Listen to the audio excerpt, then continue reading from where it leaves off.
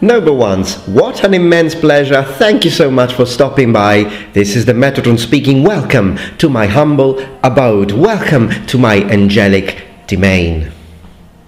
Now on this video we're going to explore the Middle Ages together, finding out those secrets of medieval people, and we're going to focus on knights in shining armor. I need a drink. 2 shots of your finest swill, love.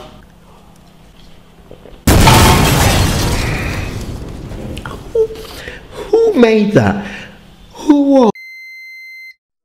Okay, so medieval knights, let's just punch in. You see, when we play video games and in a lot of movies as well, we often see an interesting combination. We see medieval knights, particularly those who wear full plate armor, so steel suits encasing the wearer from head to toe. Often in combination, they wear that in combination with a mantle or a cloak. Now the question is this a fantasy trope, or did medieval knights actually wear full plate armor together with a cloak? Well, guess what? There are actual occasions, situations in which medieval knights did wear mantles on top of their armor. This is incredible. So it's not fantasy, it is something grounded in reality, and I think it's like super cool. So here are 4 examples in which in medieval times armor was worn in combination with a mantle.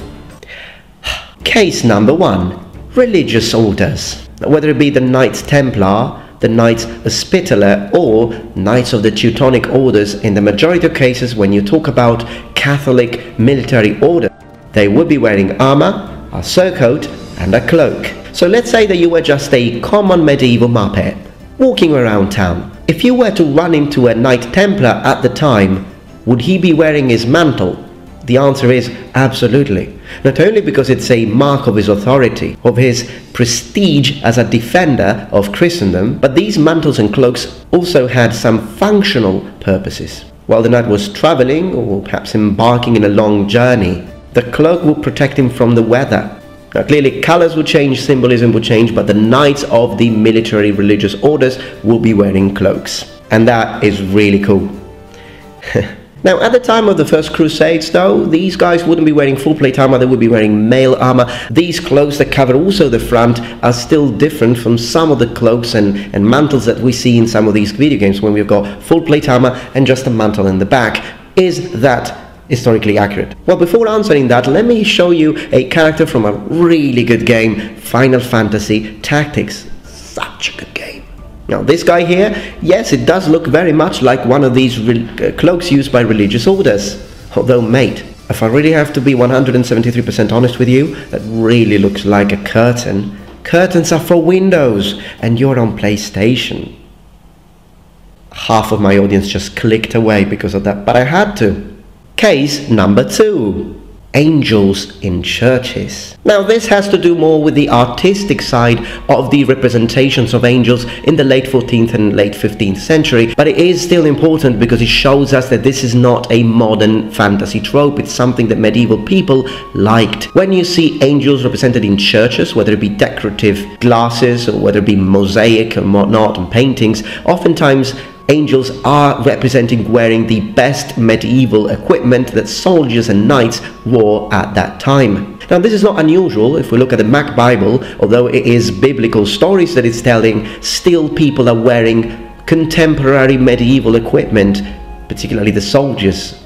So this is also the way angels are represented. And what's interesting is that not only angels are wearing the armor of knights, of course representing them as defenders fighting, but oftentimes it is worn together with a colorful mantle which looks very much like those that we see in video games such as Dragon's Dogma, Black Desert Online, etc. Now this is something that we almost always see, whether it be the Archangel Michael fighting the dragon, or whether it be Gabriel or Raphael. The angels are wearing full plate armor, they often appear having middle length hair and shaven faces.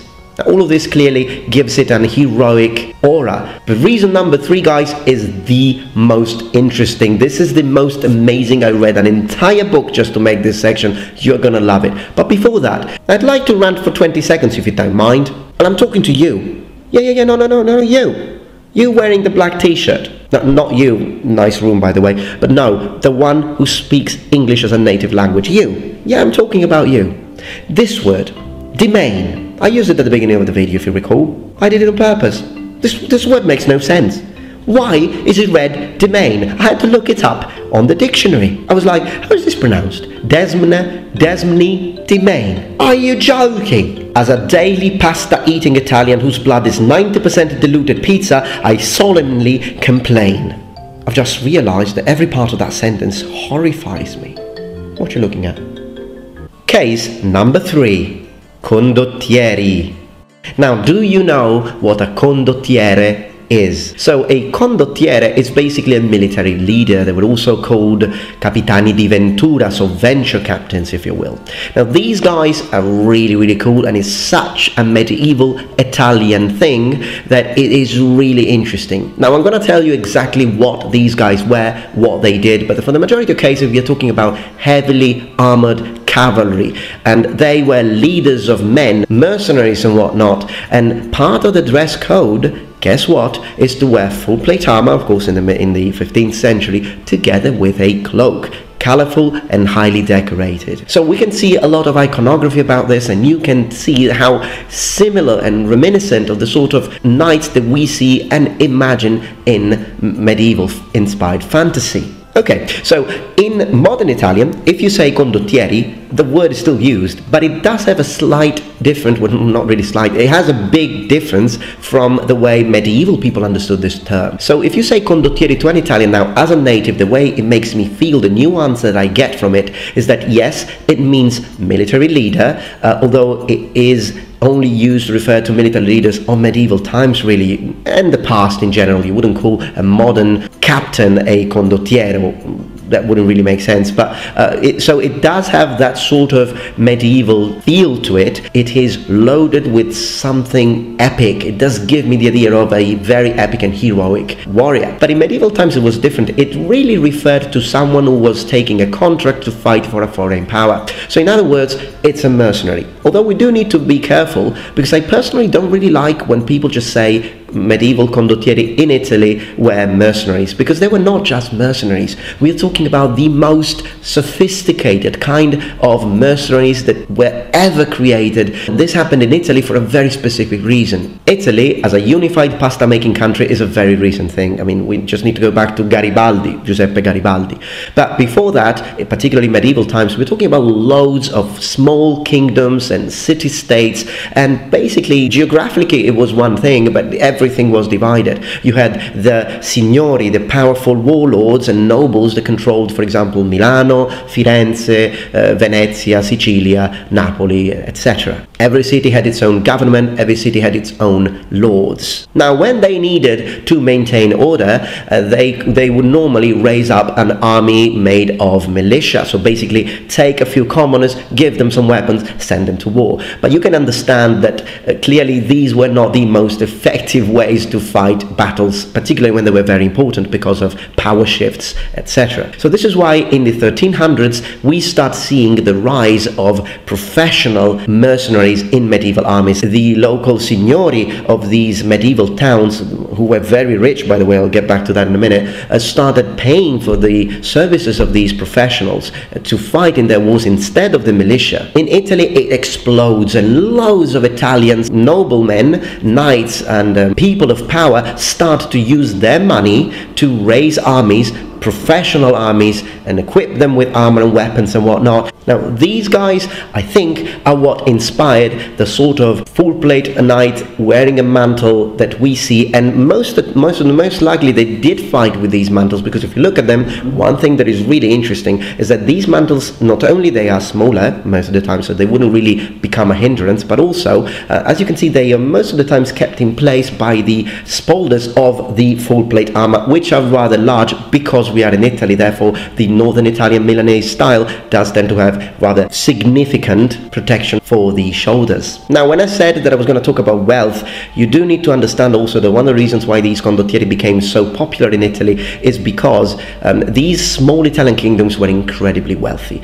I mean, if we look at the kingdom of Naples, for example, it was as wealthy as the entirety of England. We said most likely wearing a mantle in combat wasn't too much of a hindrance, but this of course is speculative assertion unless we test it. And as most of you know, I have a crowdfunding campaign going on now where I'm trying to raise money to have a full suit of Northern Italian Milanese style full plate armor produced, and it's going to be based and inspired on the Condottieri of Northern Italy in the late 15th century. Now my armor is already making the breastplate, the backplate and the fold, and this is what I could pay with the amount of money that I have reached now, and thank you so much for supporting me. But I'd like to wear a mantle, I'd like to get the folders next so that I can test this and see if I can horseback ride, if I can use my lance, if I can fight with this, so that we do have definitive experiential evidence with this, many other things that we see in fantasy. Thank you for your time, thank you for listening to this. Let's move to reason number 4. Number 4 is heroic armor.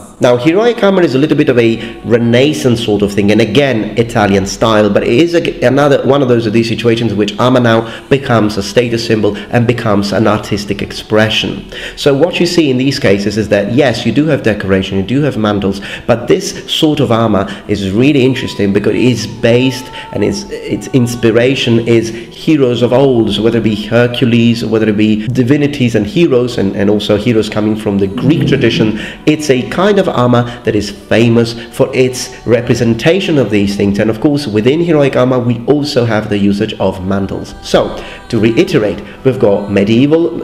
Okay, but I hope that you enjoyed this video. If you did, please remember thumbs up and subscribe to my channel for more content from the Metatron. If you want to know more about the Condottieri, I've read so much about it just last night, let me know and I will make a continuation video where we will explore the tactics, the way they were recruited, the way they fought, and all these interesting things. Thank you so much for your help, and remember, the Metatron has spread its wings.